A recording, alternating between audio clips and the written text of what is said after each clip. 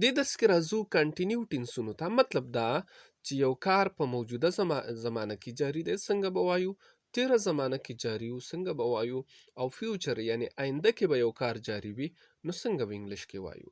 نو که موجوده زمانه کې یو کار جاری وي، لکه مثال په تور زه وایم زه روان یم، نو زه به وایم I am going، زه روان یم.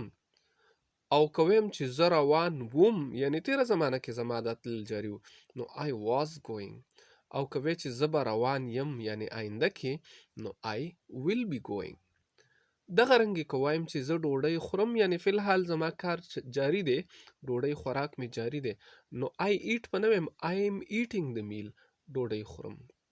که ما ډوډۍ خوړله یعنی تیره زمانه کې می کار جاری و I was eating the meal. زه به ډوډۍ خورم یعنی آینده کې به می کار جاری وي I will be eating the meal، زه به ډوډۍ خورم. که وایم چې زه موټر چلوم نو I am driving a car، ما موټر چلولو I was driving a car. زه به موټر چلوم آینده کې او جاری به I will be driving a car. دغه رنګې زه کلاس اخلم، اوس زما کلاس جاری دی I am taking class.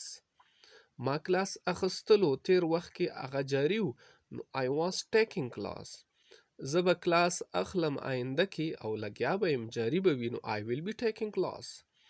دغه رنګې زه خبرونه اورم I am listening the news. ما خبرونه اوریدل I was listening the news. زه به خبرونه اورم نو will be به راوړو I will be listening the news.